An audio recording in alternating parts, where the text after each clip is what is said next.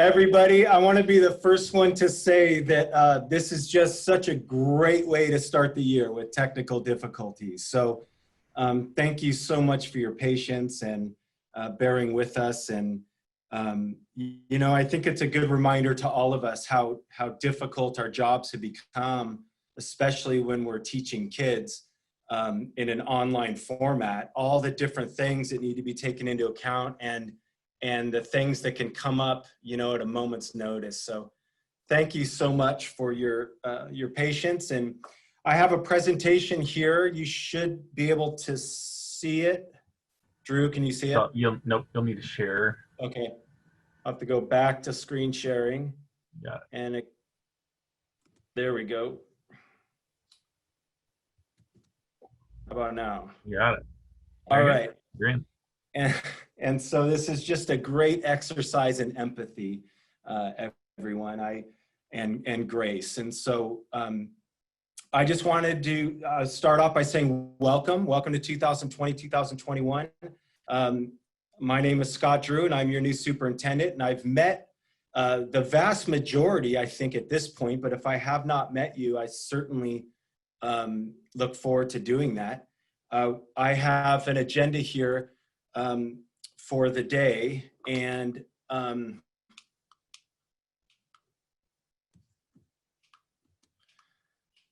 going to give you a little bit of a message, tell you a little bit about me, and then I'm going to hand off the mic to Dan Bush, our assistant superintendent. Is going to talk about some staff recognition and welcome some of our new staff. And Leslie Roach, our new director of teaching and learning, will have a few things she'd like to share. And then at the end, I thought we'd do a little bit of Q&A. And you know, you in the audience can ask me anything you want, professional or even personal. That's just kind of the way I roll. And I wanted to make sure we save time for that at the end. And then to wrap it up, we have something really special for you to see, and I'll share that at the end. And so, having said that, I know you all can see me. I can't see you, but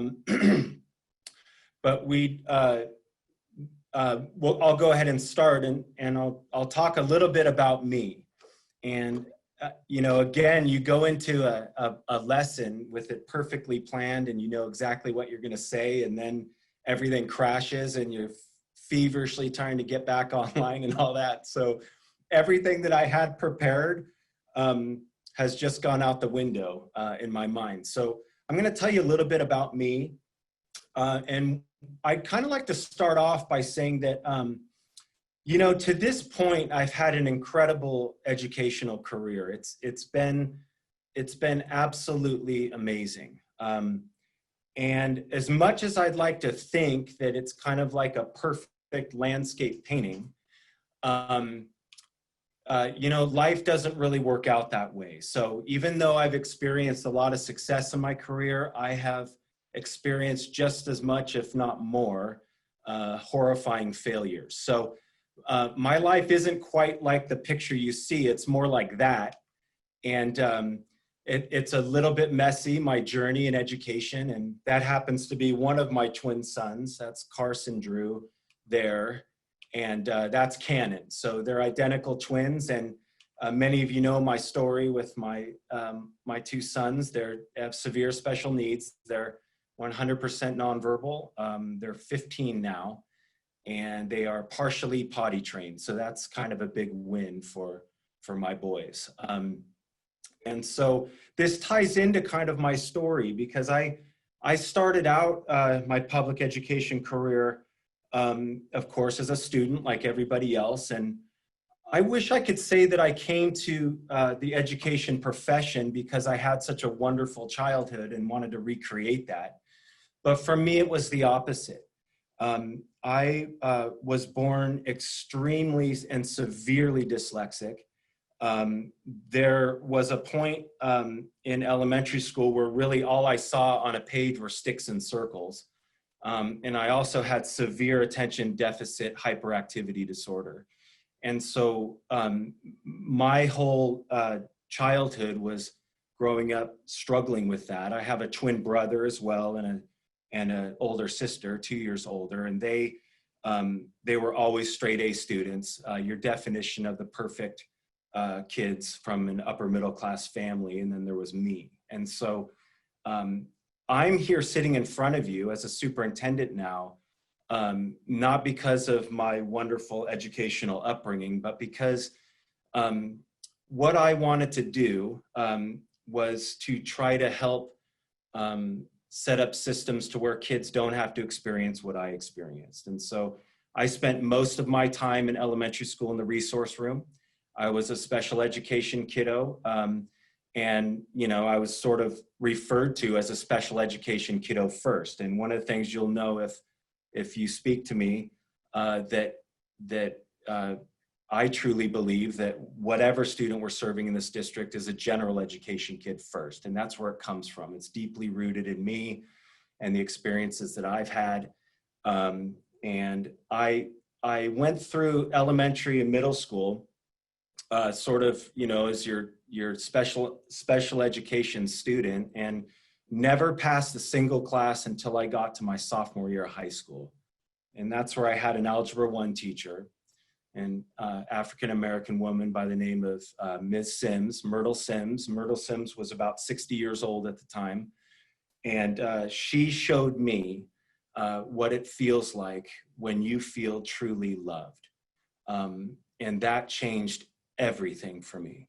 I ended up graduating high school with honors and went straight to the University of Oregon, where I earned a couple of bachelor's degrees, one in Spanish language, the other in international studies. And then I started to think more and more about my education, and it started to, and how I came to be and how I made it to college. And I started to get angry, to be honest with you. And that's when I started thinking about going into education. I'm the only educator in my family. I come from a very small family from Santa Barbara, California. I started my educational odyssey as a professional in 1998, right in January 1998. And that was a really exciting time in education. If some of you were around at that time, you know that it was a time of kind of sweeping change. There was a big political push with No Child Left Behind and all of that sort of stuff. So it was a really interesting time to get involved in education. All I ever wanted to do was be a teacher. That's what I wanted to do. And unfortunately, or fortunately maybe, my life career took a different path, and I was pulled out of the classroom after a number of years and became a curriculum coordinator and instructional coach. And that's when I was recruited by Beaverton School District. And as an assistant principal, I served in that role for only 8 months, and then suddenly found myself as the principal of one of the most complicated schools in the Beaverton School District, if not the most complicated, Aloha Huber Park, and at the age of 33. So, and the rest is kind of history. So I'm really thrilled to be here in Silver Falls. I get asked a lot what made me decide to come to Silver Falls School District, and the first thing I always say is the people. Every single adult that I've met that's attached to this school district, I have just thoroughly enjoyed the conversation, and it's made me feel so welcome. And I already owe all of you as staff members a debt that I will try to repay as long as I'm here. And I just really appreciate all the kind words. I want to, having said that, that's a little bit about me, a little bit about my story. I kind of want to talk a little bit about what my experience in leadership has taught me. I've been in educational leadership for the vast majority of my career, as you already know now. Started as a teacher leader, and then as a TOSA, and then as a curriculum coordinator, and now administrator for about 15 years. And I think it's important. I shared this at our admin retreat, and I'd kind of like to share it with you, just so you kind of have an idea of where I'm coming from as a leader. The first thing that I've learned in my 23 years in education is that people are multifaceted. and that more than one thing can indeed be true at the same time. And the main reason for that is that each person comes to the profession, and each parent comes to their interactions with schools with their own truths. And those truths are theirs. And so I think that when we accept that more than one thing can be true at the same time, and people are multifaceted, that it makes our relationships even stronger. The second thing I've found in my years of experience is that whether we're talking about people as individuals, myself as an individual, or any organization, that we are always perfectly aligned for the outcomes that we're receiving.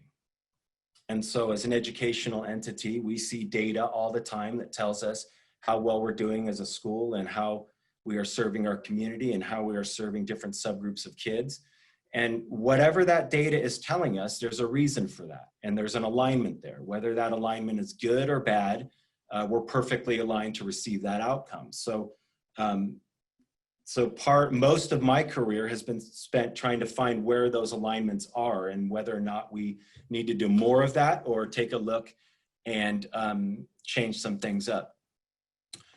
When we talk about school culture, school climate, or district culture, district climate, this also holds true for any organization, that it's 100% directly proportional to adult actions.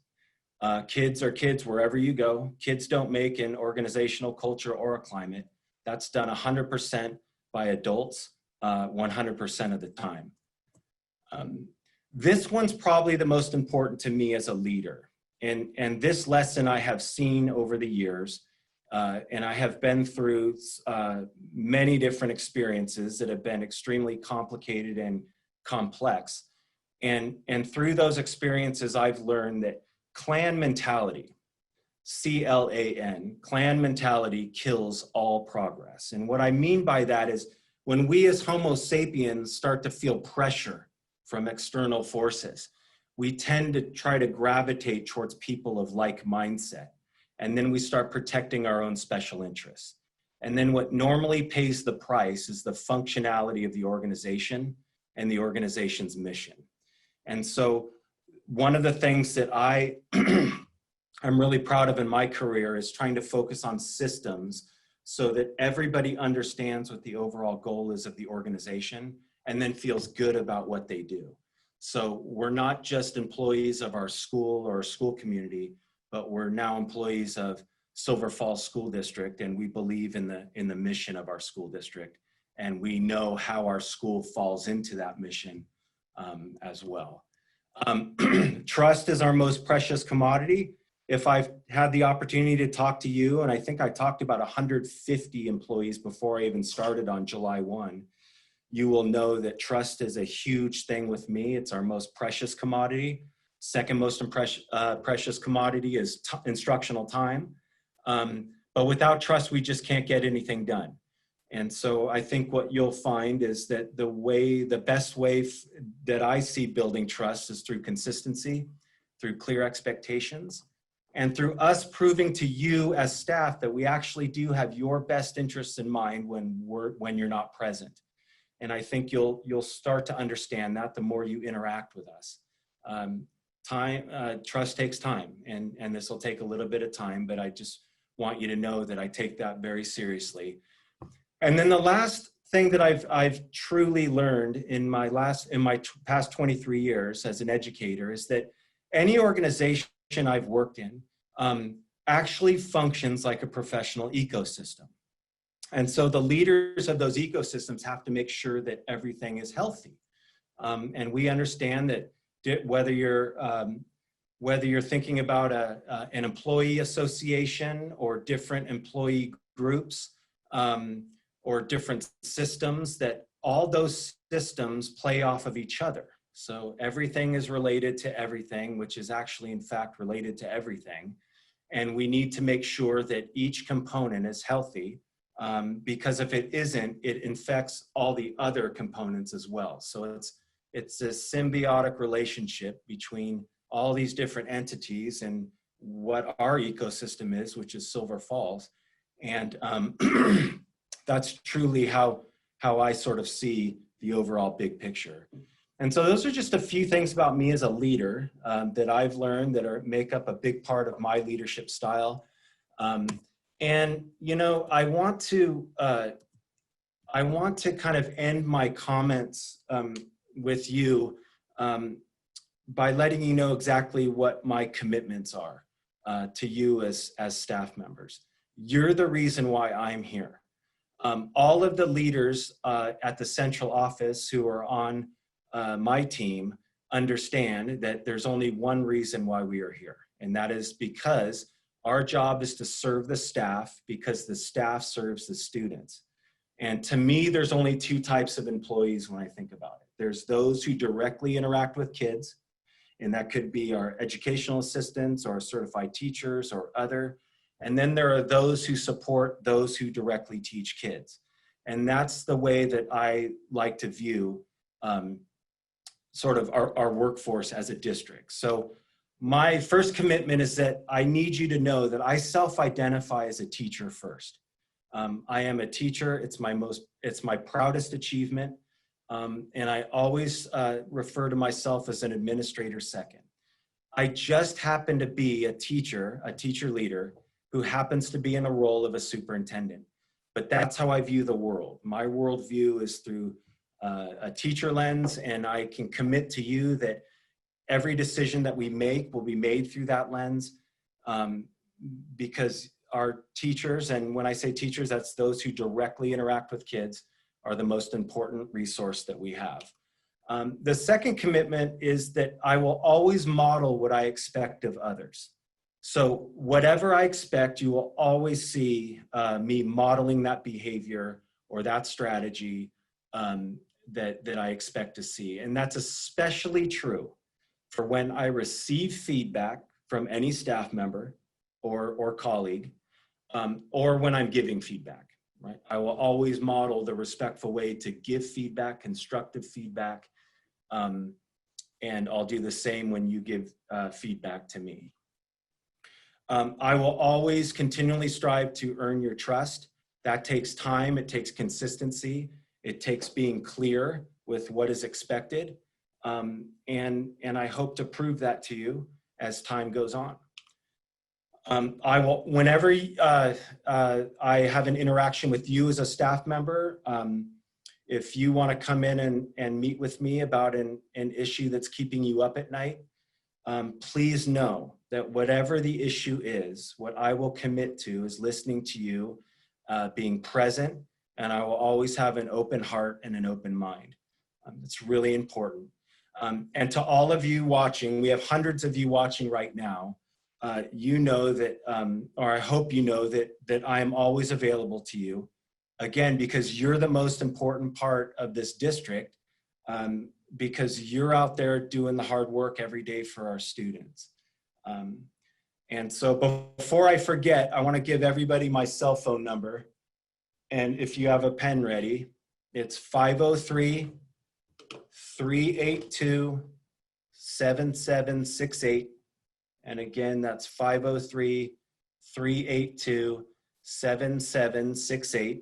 And please call or text. I have no restrictions on my cell phone, but please tell me who you are, because otherwise I'm going to have to write back and say, who's this?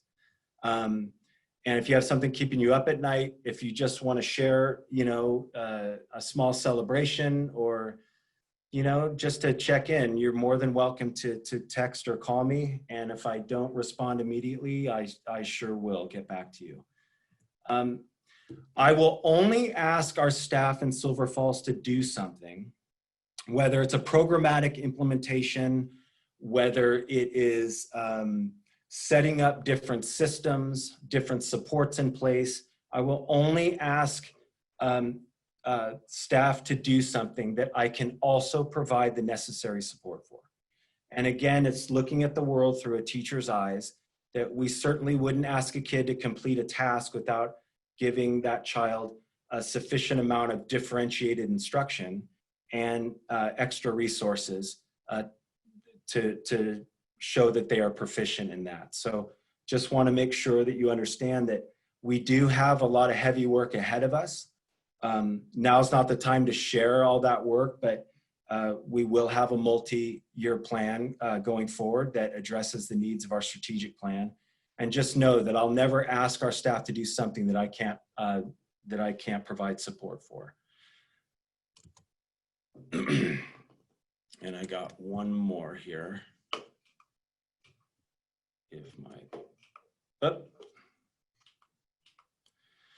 And the last one I just wanted to let you know is sort of a philosophical statement, and that is, I'm responsible for, not in charge of. So I'm responsible for everything that happens in a school district, whether I like it or not, whether that's good or bad. It's always my responsibility. And that's what I signed up for. That's what I clearly understand, the accountability that goes with being a superintendent of schools. And I just want you to know that, that I truly believe in empowering others. I do not believe in micromanaging. I believe in systems level work to make your work more meaningful. And just know that that also means that we're all in charge of our own happiness, but I'm not in charge of your happiness and you're not in charge of mine, right? We're in charge of our own, but I am responsible for your professional well-being, which does play a part in your happiness. So I just wanted to end with that. And we can save some time for questions and answers, again, that have to do with me professionally or privately. And I appreciate you allowing me to share. It's a little bit awkward when we had the whole system crash before, and now I can't see any of your faces. But I truly look forward to meeting all of you. And I will be out in schools just checking in, you know, on the first day of instruction going forward. That's one of the things that you will see a lot of me doing, especially when kids come back to schools, that I'll be in schools the majority of my time. So having said that, Dan Bush, our assistant superintendent, can I turn this over to you, my friend? Absolutely. Good morning, everybody. And I wanted to say a few words before we get into years of service and recognition and some things to honor. Hopefully you can see my Red for Ed shirt here, because I also identify as a teacher. And I think I sent a video to all the teachers during Teacher Appreciation Week. You know, back a couple years ago, it seems like an eternity ago, you know, the movement to have schools funded at a level that our kids deserve just inspired me to go on Amazon and get a Red for Ed shirt. And so wanted to wear that this morning. And again, I'm like Scott, I identify myself as a teacher first.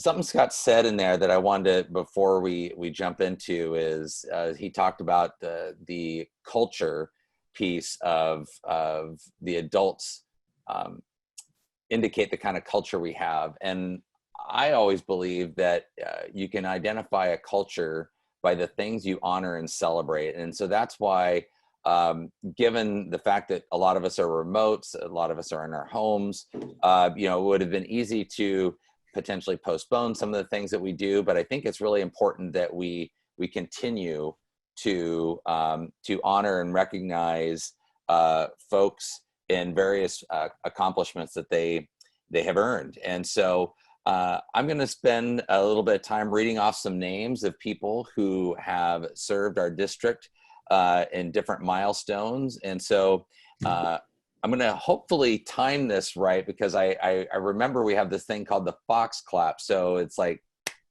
I think that's it. Hopefully I did that well. So I'm going to try to give, hopefully wherever you're at, you can give a little fox clap after each of these names I read off. So I'm starting with the years of service here. And so these are folks, we're going to start with folks that finished their 10 years in the Silver Falls School District at the conclusion of the 1920 school year. So these are folks that at the end of last school year finished their 10th year in Silver Falls. So get your fox claps ready, because here we go. Jennifer Bingham, Stephanie Engel, Marianne Lane, Kristen Norris, Melinda Kintz, Darren Houts, Steve Teray, Kara Zitzelberger, Kimberly Bruckner, Shauna Chandler, Christy Jackson, and Renelle Johnston. Thank you all for your 10 years of service in the Silver Falls School District. All right, these folks at the conclusion of the 1920 school year finished their 15 years. Back when I was a teacher, we called this the halfway point, the 15-year point. That's assuming people retire after 30 years. I don't know if anybody does that anymore. So here are folks that finished the 1920 school year with their 15th year in the Silver Falls School District. John Howard, Rebecca Kinsey, Barb Richter, Ashley Crizel, Jennifer Wyken, Kim White, and Lynette Cortez. Thank you all for your 15 years of service in the Silver Falls School District. All right, now we're moving on to those who finished their 20th year at the end of the 1920 school year. We have 4 folks that finished 20 years in Silver Falls. Pamela LaFontaine, Heidi Hibbs, Rick Greatzer, and Catherine Bonzani. Thank you for 20 years of service to the Silver Falls School District. And we have one staff member who has 25 years, who at the end of last year finished her 25th year in the Silver Falls School District, and that is Donna Crane. Thank you, Donna. All right, and we have 6 people who at the end of the last school year finished their 30th year. These are the folks that could say, I'm out of here at any point in time. Well, at least that's what it used to be true. I don't know if that's true anymore, but I just remember that these folks have had 30 years in the Silver Falls School District. That is truly a milestone. Alice Michael Laswell, Doug Austerhout, Lucky Rogers, Sherry Reed, Marie Coxon, and Lisa Friesen. I'm going to give a moment there for a few people to add to the chat. There's some awesome stuff in there. I'm seeing it come up. Yes. And again, we need to make sure as an organization, we honor and recognize these great milestones. And we have one more. 35 years in the Silver Falls School District. 35. At Robert Frost, Jill Huberger. Thank you so much, Jill, for 35 years to the Silver Falls School Jill. District. Congrats. All right. And I hope that at some point today, colleagues, whether you're in a meeting or whatnot, if you know, whether it's these years of service, we're going to move to probationary contract status, that you give a fox clap or a virtual high five, whatever you can do to honor these folks who we get to honor this morning. All right, so we are doing probationary to contract. These are folks that finished their 3rd year of probationary status last school year. And so we're going to do this by school. From Butte Creek, we have Sarah Byer and Mandy Bolduck. From Central Howell, we have Nicole Smeester Keene. In our transition program that operates out of John F. Kennedy High School in Mount Angel, we have Rachel Ayers. We have 4 teachers from Mark Twain Elementary: Cassie Brodegum, Najma Chima, Carolyn Jones, and Lydia Sherwood. We have 2 teachers from Robert Frost, Elizabeth Brown, Allison Olson. We have a teacher that's been at Silvercrest, Scotts Mills, and Community Roots, Amanda Larson. From Scotts Mills, Lisa Garrett. We have several teachers from Silverton High School moving from probationary to contract status. We have Eric Anderson, Madison DeLong Anelli, Johnny Farrow, Shauna Litz, Lauren Morgan, Jessica Newton, Kevin Ortega, Danielle Post, Andrea Shacker, Christy Weaver, and Lori Wire. And finally, from Silverton Middle School, the following people moved from probationary to contract status at the end of last school year: Brett Davison, Christy Jackson, Crystal Johnson, Katie Ross, Mackenzie Warden Craig, and Amadea Weber. Congrats to all the folks who moved from probationary to contract status. And coming into the home stretch of our recognition, we have some new staff to welcome to the Silver Falls School District. Our new staff that are classified folks, we have Brooke DeVault at Robert Frost, Shannon McBean at Silverton High School. It might have been Shannon McBean, sorry about that. Brooke Shelton at Central Howell, Marcia Schrock at Victor Point, Wyatt Roth at Butte Creek, and Joe Tucker, who will be at Community Roots. We have 6 new licensed staff members joining us. Trevor Mack at Silverton High School, Rebecca Pratt at Robert Frost, Erica Hirth at Silvercrest. Just want to point out that those first 3 were classified folks growing our own here in Silver Falls, and they are now licensed teachers. So congrats to the 3 of you. 3 other new teachers we have in our school district: Carrie Brown at Robert Frost, Holly Schatz at Robert Frost, and Caitlin Burbank at Silvercrest. We have 2 new folks from from Community Roots. Kristen Kelly is the new principal at Community Roots, and Florence Pearson is the new office manager at Community Roots. Welcome aboard.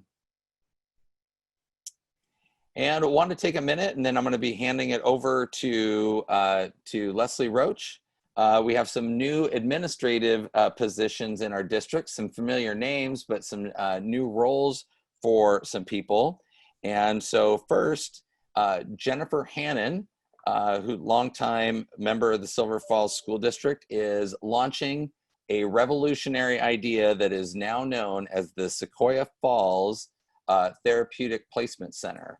This is part of our SIA grant that was approved by the school board and by ODE to meet the needs, the emotional and mental health needs, and to help students in grades, I believe it's 7 through 12, be ready not only to graduate, but also have all the skills necessary to be successful beyond high school. So congratulations, Jen, and that's going to be an amazing program within our district. Another familiar name that is wearing 2 hats this year is Ed John. Ed John is going to be the interim principal at Robert Frost and up at Silvercrest. Thanks for coming back, Ed. And welcome back to Therese Gerlitz, who will be an associate or assistant principal at Silverton Middle School. So welcome back, Therese. And at this point, I'd like to introduce or turn it over to our new Director of Teaching and Learning, who has a couple of announcements and a couple of introductions herself, and that is Leslie Roach. Take it away, Leslie. Hello, everyone. I'm not sure if you can see me or hear me. Check. We can hear you, Leslie. It looks like you might be on the wrong camera. There we go. There you go. Okay, so I am also at the district office with no internet, so you can see me on my cell phone right now. Welcome to Pivoting in the World of Technology, everyone. We completely identify with you.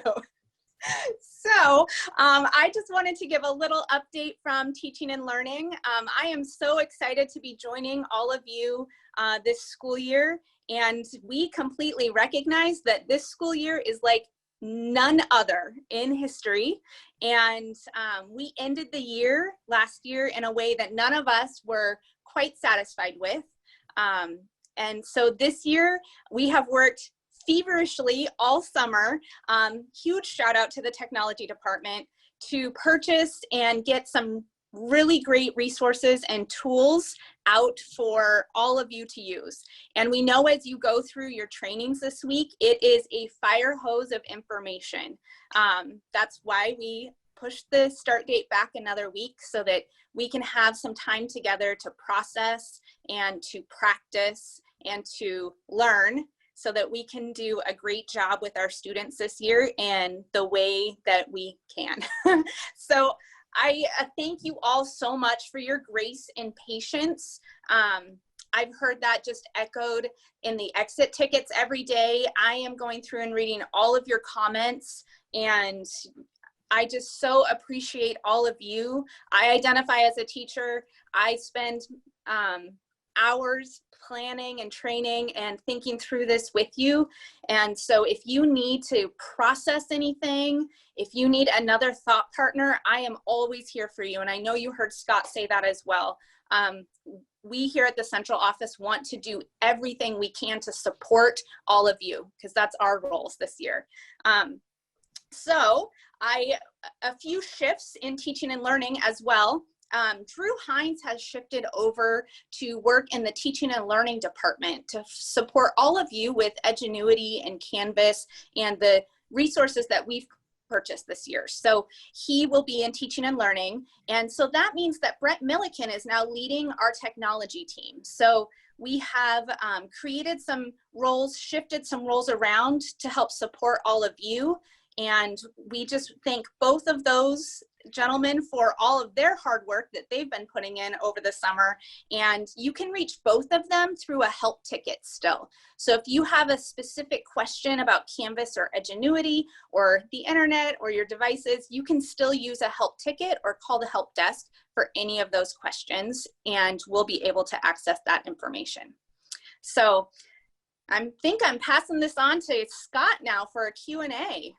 Okay, so I can't see anybody, but Steve, are you there? Well, I'm taking over because we're okay. pivoting, so I'm going to be moderating the Q&A.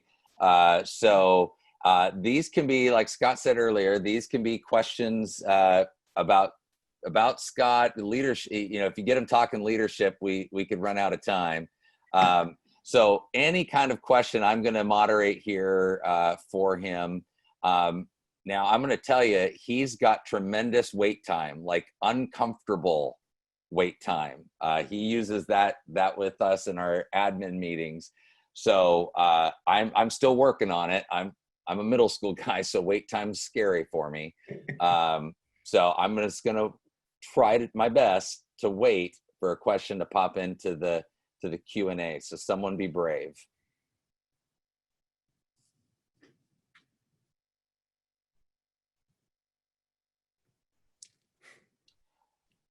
Well, I'm going to go ahead and ask this question. It's in the chat. I'll try to moderate both. So here we have a question, Scott. What did you teach? Yeah, so I taught a couple different things. I taught 4th grade. I've taught mostly 5th grade, but my area of expertise is in literacy. And so I was also a demonstration instructor in Los Angeles Unified School District. For the district's reading program as well. So.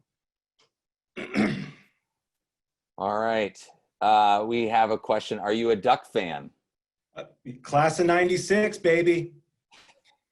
U of O, class of 96. I was on the 4.5-year plan, by the way. All right.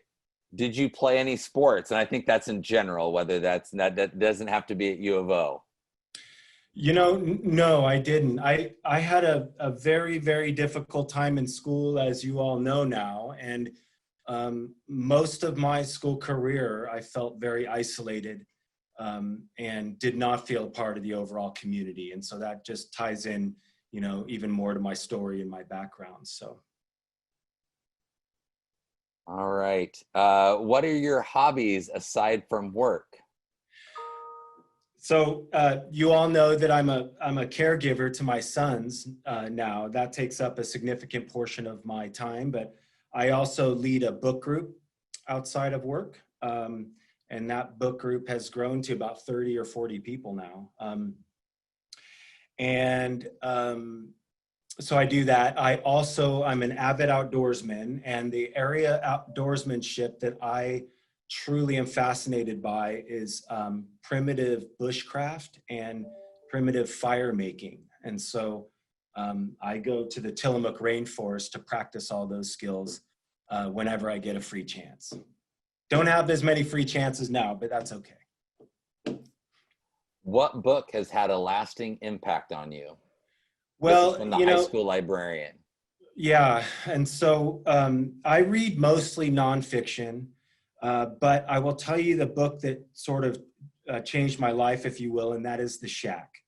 If you've read The Shack, you know exactly how powerful that book can be, and it truly is a book that changes lives.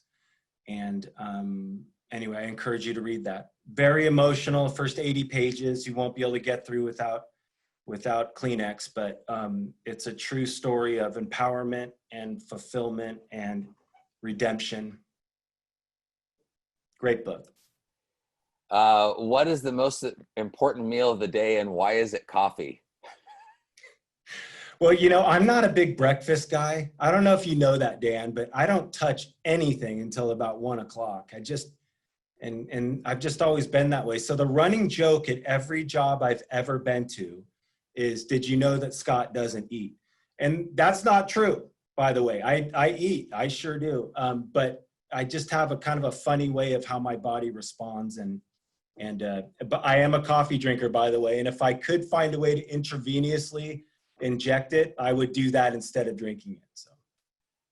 Well, I'm glad you clarified that, because I don't think I've seen you eat yet. So, and we've spent a lot of time together. So I had beef jerky yesterday. I've seen the beef jerky on the shelf. I've never seen you actually open it and eat it. So there was a question in here I'm going to take a stab at. Will there be any furlough days? At this point, that is not in our plan to do that. We don't have that in our at least in our front window anytime soon. So no to that at the time being. Who is your favorite Formula One driver?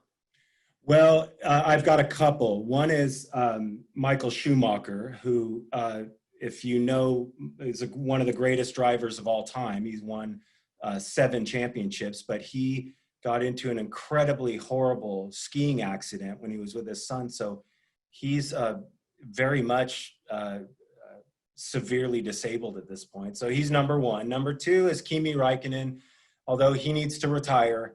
He's not doing as well as he used to, but still a great driver. What's the farthest point from home have you ever traveled? That's a good point. So I've been to Africa. I have been to China, and when I was in Los Angeles Unified School District as a teacher, I was given an award, and part of that award for teaching was I got to be a guest of the Ministry of Education in Japan, and I spent 3 weeks touring the public and private K-12 school systems in Japan. It was the most incredible trip of my life, professional trip. So. Several questions in here about living in Silverton or plans to. You want to talk about that? Yeah, I'm super glad somebody brought that up, and that is the plan. 1, we're in COVID. 2, my sons are severely disabled. So trying to switch their services from Washington County down to Marion County is a algebraic equation that is just incredibly complicated to balance. So we're working on that. And then the other thing is we live in a really modest house, and that house has been retrofitted over the years for our twin sons. And so we have that whole thing to kind of contend with as well. So it is in the plans.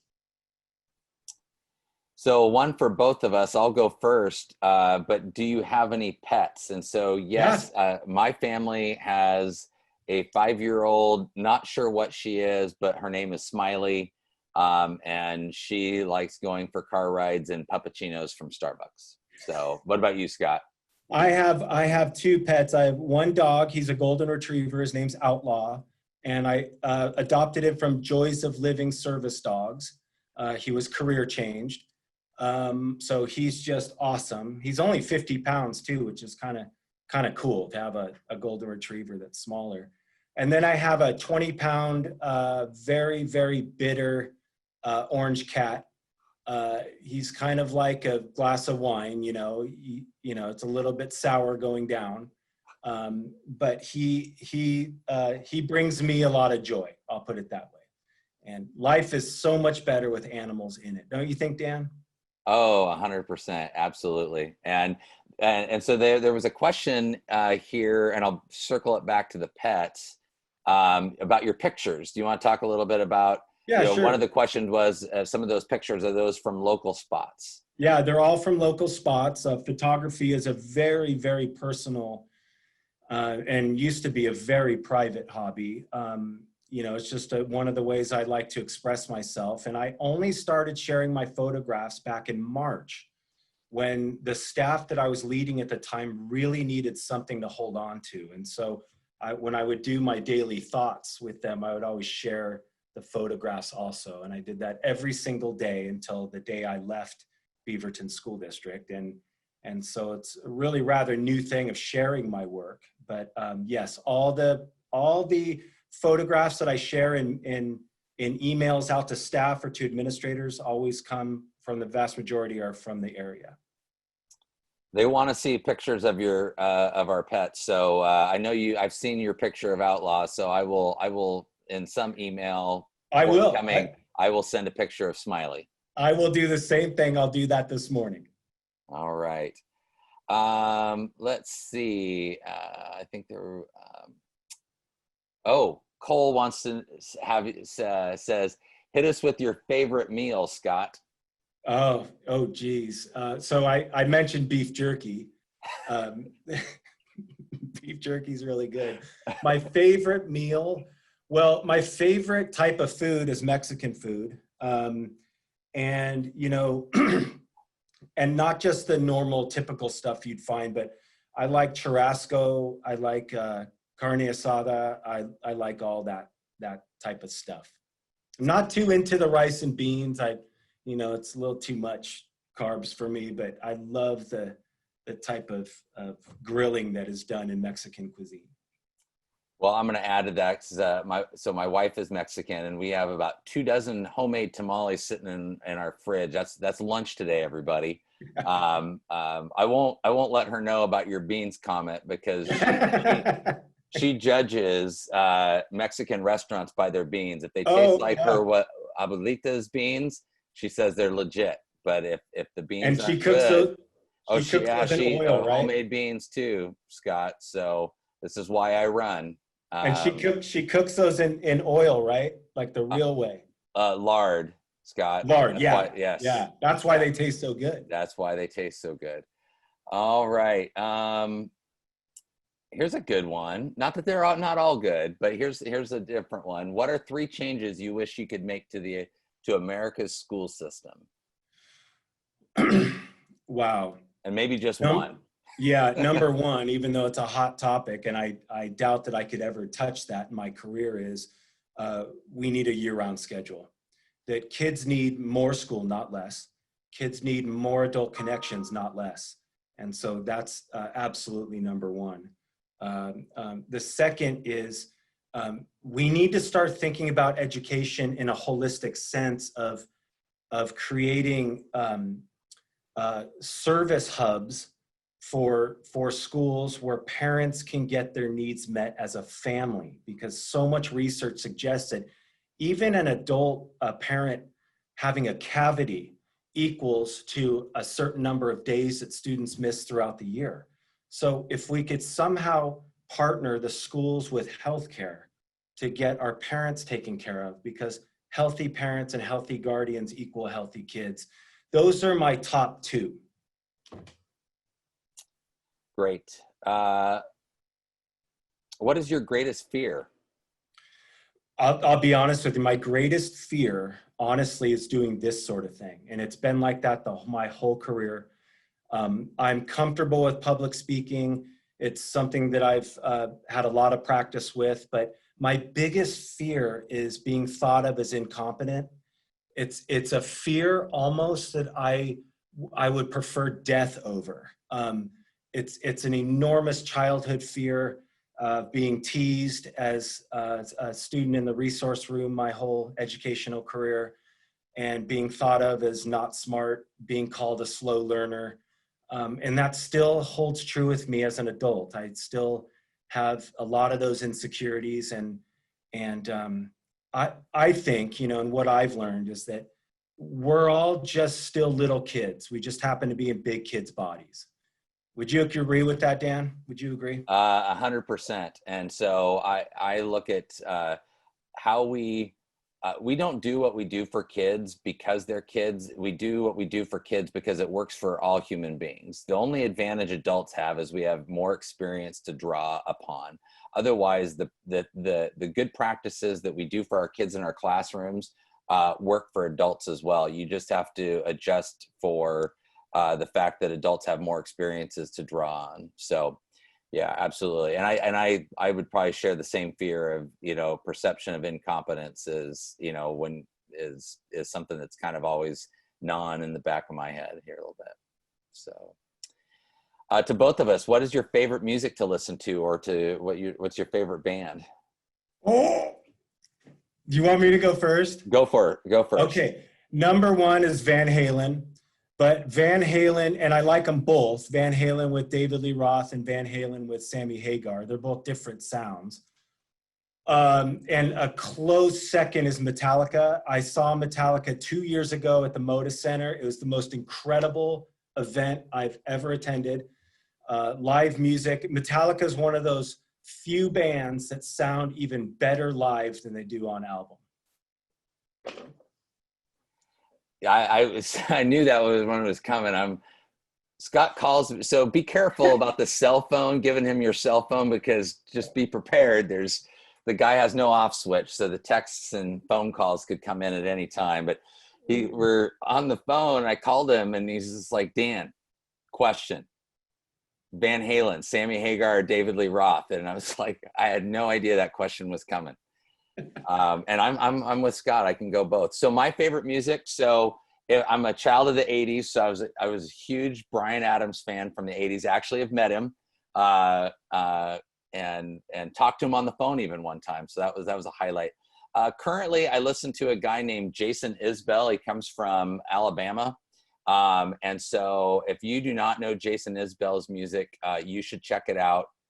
He has a song that I had, throughout all the political stuff, there's a song called Hope the High Road. It has grounded me through all of this. One explicit lyric, so don't listen with your kids, but it's called Hope the High Road by Jason Isbell. So there's something to do for your to-do list today. Let's see. So it's a long one with a question. So here we go. Spring was difficult, and I knew my kids pretty well by then. My ability to instruct well is dependent on that connection. Starting this year, I don't know my students at all. It is hard to virtually develop that connection. I fear it will greatly impact my ability to teach. It is my greatest concern going into these 2 weeks. Can you comment? What's the person's name? Daniel Jamsa. Daniel, outstanding question. I empathize with you. I truly do. I think what we need to do is try to focus on the things that are within our control. And what's in our control is connecting with kids. We know we can do that. It's just going to look differently. But to spend that time up front, really learning about who our students are, even though it has to be in a virtual environment. I think that because one thing we know as teachers is that before instruction can take place, we have to build those relationships. We have to put forth that effort. So there's nothing I could say right now to ease the anxiety of everybody listening right now. I just want you to know that I'm right there with you on that. And if I could just add, I mean, we have to talk to each other and share our practice. I mean, that should be happening in a regular school setting, but in this setting, I think even more so when things are working, that, you know, if you made a connection with someone, you need to, or with a kid or a family, you need to share that with your colleagues so that we can be sharing those practices. Scott, are you a Trailblazer fan? You know, I'm not much of an NBA fan. Actually, I'm not a big fan of basketball. I have been watching more of it just because I find so fascinating the social justice work that's going on in the NBA, and Adam Silver, the commissioner, is a hero of mine.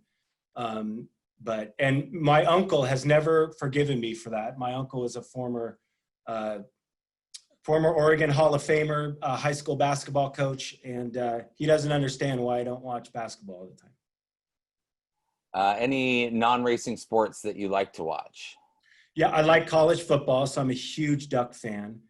And I was, you know, at least I got to watch one college football game over the weekend. I can't remember. It was Austin Peay versus, I don't know, some other school.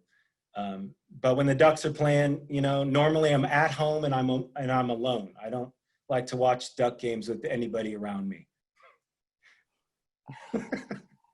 All right. What are 3 items on your bucket list? 3 items on my bucket list. So like places to visit. Yeah, or something to do, probably. Yeah, something to do. I'd love to go skydiving, number 1. I would love to do that because I am afraid of heights, and I just want to be able to say that I've done that. I actually have a gift certificate for the iFly thing, if you've seen that off 217, but I think it's still closed down. So that's number 1. I'd also, on that note, like to try bungee jumping off a bridge, but only if I can go in the water and come out. Like, I think you have to pay extra for that piece. I'm dead serious. I'd really like to try that. And then the third one, you know, I don't know. I'd have to think about that one. Favorite movies? Oh, wow. Favorite movies. I will tell you that the single movie that had the greatest impact on me, it was Schindler's List. If you haven't seen that, it is just transcends just movies. Just the message is incredible, and so is the cinematography. And you know, I don't know. Maybe I think back to, you know, when I was a kid, what my favorite movies were. Probably, you know, I'd probably say one of the Star Wars movies, probably Empire Strikes Back. And I'm not really a fan of the newer ones. But I remember going to see Empire Strikes Back at a drive-in with my friend, and his mom drove in their Country Squire station wagon, and we had a lot of blankets and pillows. We got to watch Empire Strikes Back at the drive-in. Well, I live in Newburgh, and the drive-in is literally a quarter mile from my house. So when they have everybody honk before the music or before the movie starts, I hear that every Thursday, Friday, Saturday, Sunday night. So, yeah. And I'll just throw one of my favorite movies is probably The Shawshank Redemption. That's one of those ones that if it's on TV while I'm, you know, scrolling, I get sucked in. Whether it's the resiliency, the relationship, you know, that's one that if I'm channel surfing and it's on, I get sucked right back into that one. We'll do a couple more, and then I know we have a special closing and we want to get people out on time. So what advice would you give us parents that will be spending the fall at home doing virtual learning with their own kids? Can you repeat that one more time, Dan? What advice would you give us parents that will be spending the fall at home doing virtual learning with their own kids? Yeah, and I'm one, and I'm not home with my kids, but I can certainly empathize with that. And I think the number one thing is you've got to take care of yourself. Because if you're not okay, your kids aren't going to be okay. And everybody does that in a little bit different way. But self-care is the most important. And then reaching out when you need help, and that's the reason why I gave my cell phone number too. If there's anything I can help with, or if I could just be a thought partner with one of our staff that is in a time of need, it's important to reach out and let others know. And because suffering in silence doesn't help anything, and it certainly doesn't translate into a healthy environment for our kids. So I think I would add some practical things that I think that help kids. Is one of the things that really great teachers do is they set up the structure of their day. The transitions are not only are they tight, but they are also very they're scripted in a way that a kid understands that I'm moving from one place into another place. I'm preparing for something different, and I go into a different, either setting, see in the elementary classrooms, rotations and stations and things like that. So I think as kids are home, I think that kids do, so can you set up a place where the learning happens? If it happens, they sleep in a bedroom, they learn someplace else. I think setting up a schedule, kids really thrive on schedules. And I think human beings do. Again, it goes back to that idea of what do we do well for human beings applies to kids. So schedules, routines, and really helping kids transition. So I go into a learning space versus this is my bedroom that I'm sleeping in, and now I'm trying to also study there. So I'm not sure how helpful those are, but I think those are good for kids. Let's see. I think we're nearing our end time here. Yeah, I think this would be a great ending spot. sure. And there's a few others ones, so maybe we can capture those and get those out to folks. So And we gotta send pictures of our pets, Dan. yes, Very important. I will. My wife is an avid photographer as well and has plenty of pictures of Smiley. So I will get those out. All right, everyone. I wanted to end on a positive note, and when I first started getting to know the staff in Silverton, I started hearing a lot about the kids at the high school who are in the different high school choirs, and I started hearing more and more about the students, and then of course students are always a direct product of the teacher that they have too. And what I found in my career that more often than not, when you go into a classroom, students as a group actually take on the personality of the teacher. They do. And even in organizations, typically staff start to take on the personality traits, some of them of the leader. And so I reached out to Cole, and Cole and I have had multiple conversations, and not all about work, some just about non-work stuff. And so I wanted to make sure that we ended on a real high note. And because I saw this video on the district Facebook page, and I had tears in my eyes, and it was when I was interviewing. I hadn't even been offered the position yet. And I just thought it was so beautiful. So I wanted to play this song for you, and then one other one, and then we're done for the day. Can you guys see that, Dan? Yeah.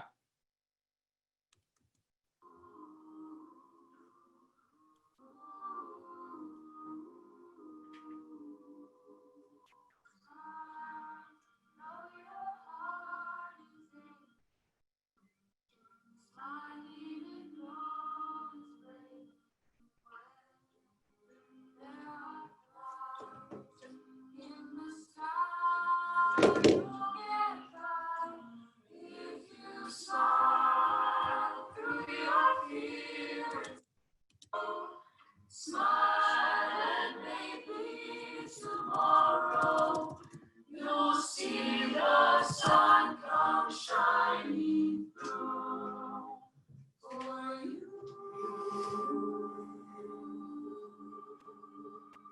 Light up your face with gladness. Hide every trace of sadness. Although a tear may be ever so near, that's the time you must keep on trying. Smile, what's the use of crying? You'll find that life is still worthwhile if you just smile.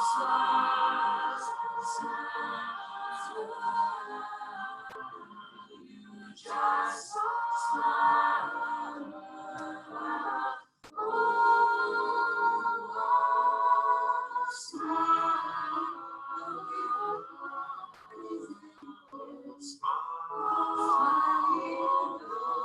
It's breaking in the sky. You'll get by if you reappear.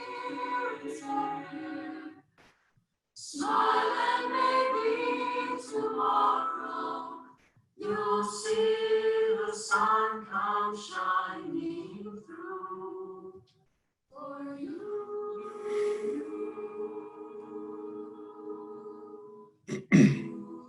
Light up your face with gladness. Hide every trace of sadness. Though a tear may be ever so near, that's the time you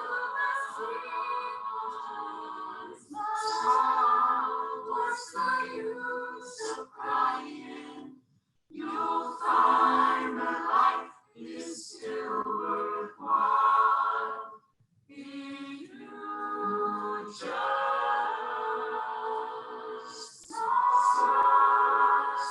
smile. You just smile. Oh, you just smile.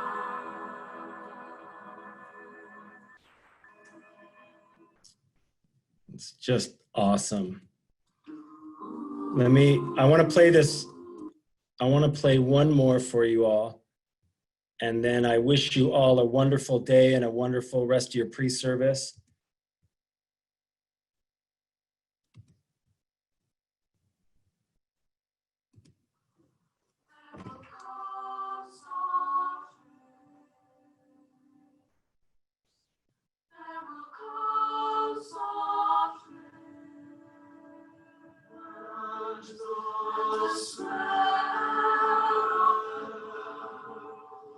The smell of the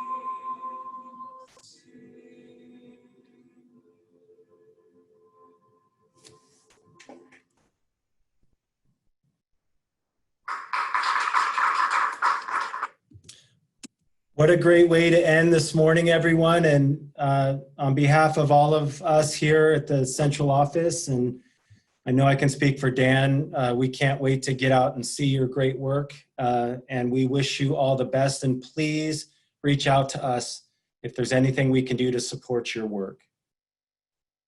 Have a great day, everyone.